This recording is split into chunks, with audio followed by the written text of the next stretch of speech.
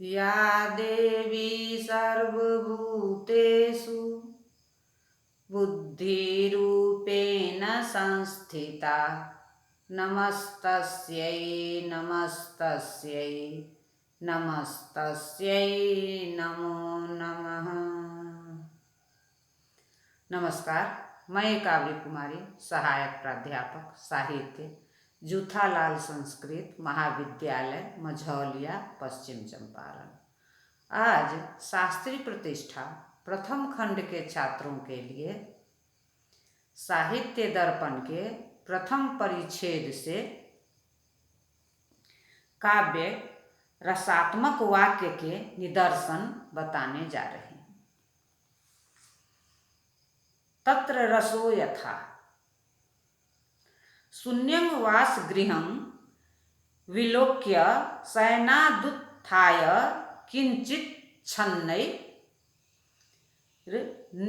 निद्राव्याजमुपागतस्य सुचिरं निर्वर्य पतयुर्मुखम् विस्त्रब्धं परिचुम्बय जातपुलकामालोक्य गण्डस्थले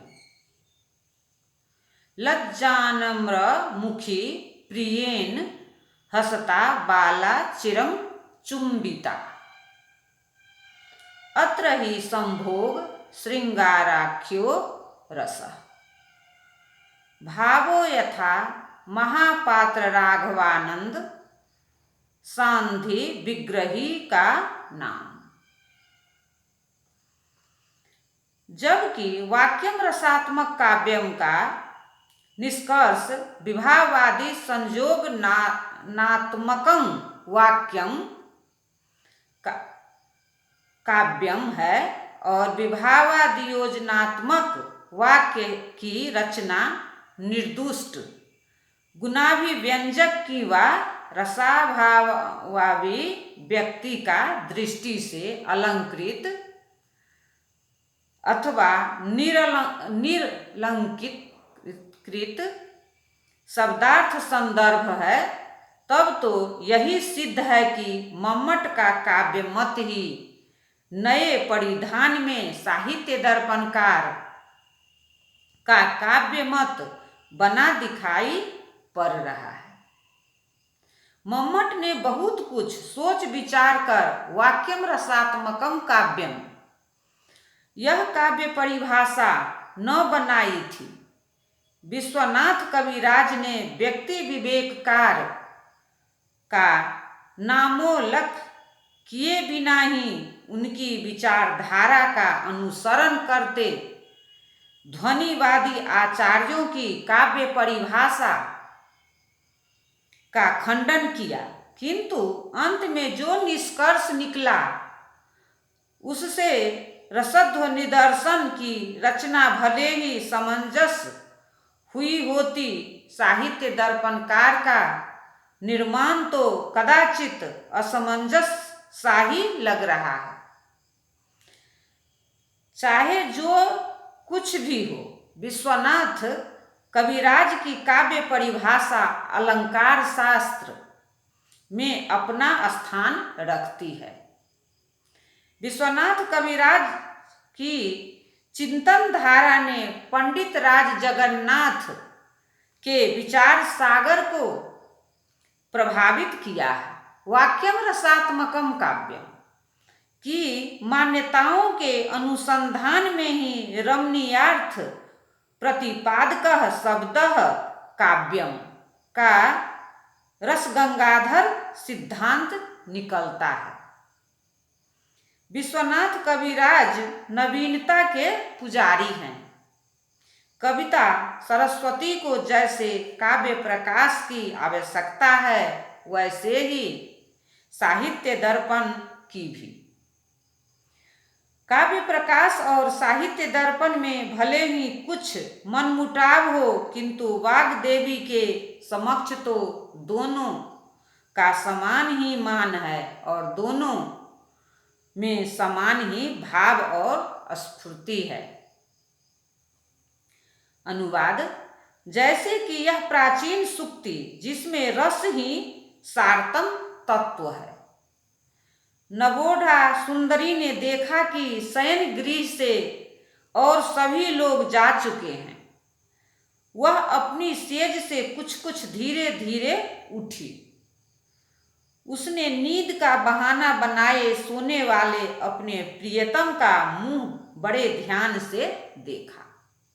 उसे सचमुच सोया समझकर निश्चिंतता के साथ उसका मुख चुंबन कर लिया और जैसे ही उसके कपोलों पर आनंद का रोमांच देखती, वह लज्जा से अपना मुंह झुकाए खड़ी हुई कि उसने प्रियतम ने हंस हंस कर बड़ी देर तक उस पर चुंबनों की बौछार शुरू कर दी। यहाँ जो वाक्य है वह काव्य है, क्योंकि इसने इसका जीवन धायक संभोग श्रृंगार रस साक्षात विराजमान है।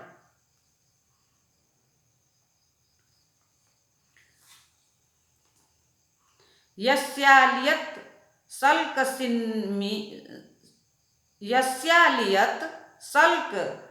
सिम्नि जलधिः पृष्ठे जगन्मण्डलम् द्रष्टायां धरणी नखे दितिसुताधीशः पदे रोदसी क्रोधे छत्रगणः शरेर्दशमुखः पानौ प्रलम्बासुरो ध्याने विश्वं साबधामिक कुलं कस्मैचिदस्मै नमः।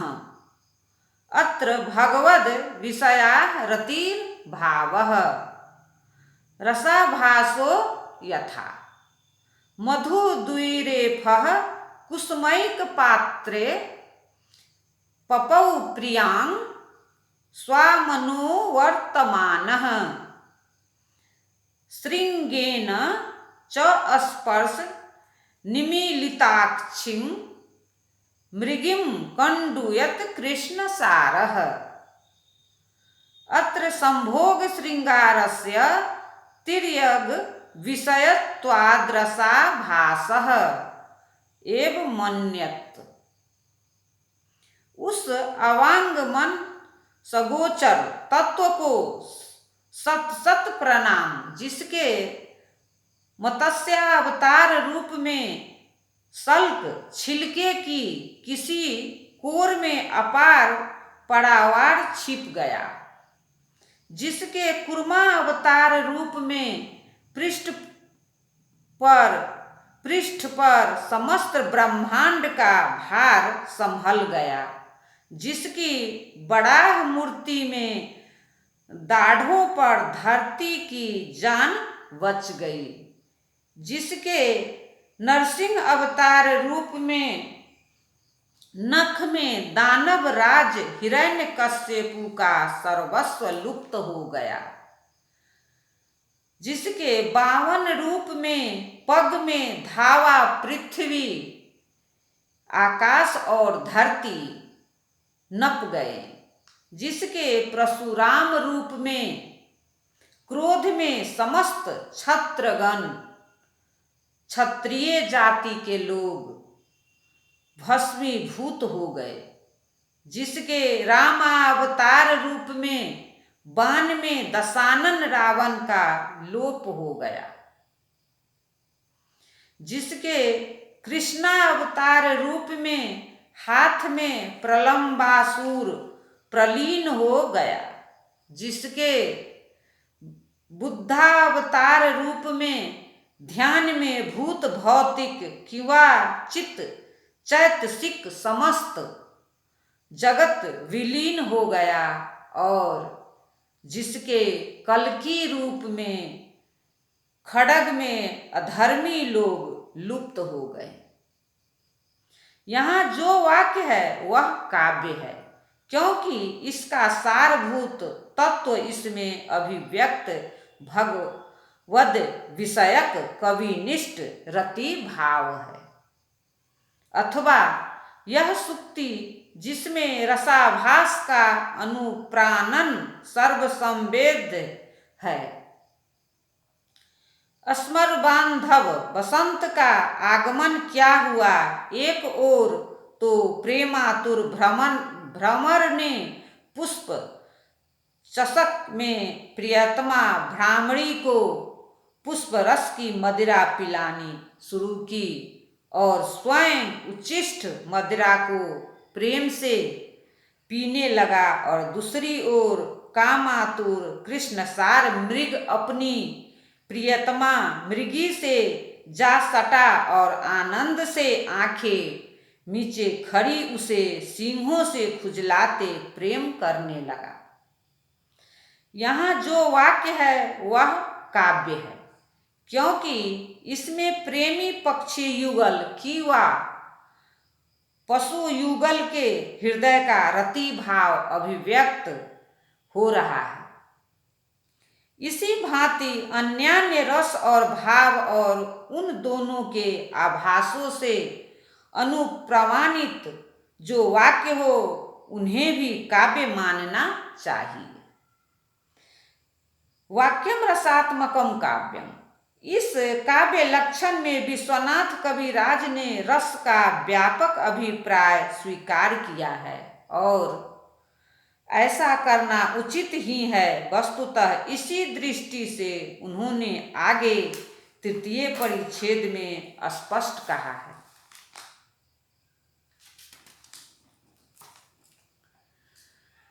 दोषाः पुनः काव्ये किं स्वरूपा इत्युच्यन्ते। दोष स्वरूप का संकेत। रसात्मक वाक्य रूप काव्य और उसके अपकर्ष कारक दोष का संबंध। दोषास्त स्यापकर्षकाः श्रुति दुष्टा पुष्टार्थत्वादयः कानत्व खंजत्वादय इव। शब्दार्थ द्वारेण देह द्वारेणेव व्यभिचारी भावादेह स्वशब्दवाच्यत्वादयो मूर्खत्वादय इव। साक्षात् काव्य स्यात् भूतं रसं पकर्षयन्तः काव्यस्यापकर्षका इत्युच्यन्ते। एषाः विशेषोदाहरणानि वक्ष्यामः। रसभावौ तदाभासौ भावस्य प्रश्मोदयौ संधिः सबलता चेति सर्वेपि रसनाद्रसाः। अर्थात रस और भाव, रसाभास और भावाभास, भावोदय और भाव प्रशम, भाव संधि और भाव सबलता, ये सभी के सभी रस ही हैं, क्योंकि इन सब में आस्वाद तथा आनंदानुभव सहृदय संवेद्य है। शून्यम वास गृहम आदि काव्य सूक्ति अमरु शतक की एक परम मधुर सूक्ति है। इसमें महाकवि ने नवोढ़ा नायिका के अभिनव समागम का वर्णन किया है। इस वर्णन में संभोग श्रृंगार प्रवाहित हो रहा है। नवोढ़ा नायिका की रति का यहाँ अत्यंत सुंदर अभिव्यंजन है। रति मंदिर के सुनापन ब्याज सुप्त नायक के कपोल चुंबन की व लज्जावश नायिका के मुख के अवनत हो जाने के वर्णन में रति के उद्दीपन विभाव, अनुभाव तथा व्यभिचारी भाव की संयोजना बड़ी स्वाभाविकता की व रोचकता से की गई दिखाई दे रही है। अमरु शतक ऐसी सूक्तियों का खजाना है, तभी तो रसध्वनित त्वदर्शी आचार्य आनंदवर्धन अमृत शतक को मुक्तक होते हुए भी श्रृंगार रस का महाकाव्य कहा है। अनुवाद: जिस रसात्मक वाक्य को काव्य कहा गया है उसकी अपकृष्टता जिसने द्वारा हुआ करती है वे ही काव्य के दोष कहे जाते हैं। दोष वस्तुतः वे है जो रसात्मक वाक्य रूप काव्य की उत्कृष्टता अथवा सुंदरता के विधातक हुआ करते हैं। इन दोषों में ये दोष जैसे ही श्रुति कटुत्व, अपुष्टार्थत्व आदि तो ऐसे हुआ करते हैं जो मानव शरीर की उत्कृष्टता के विधातक कानत्व, कानेपन, खंजत्व,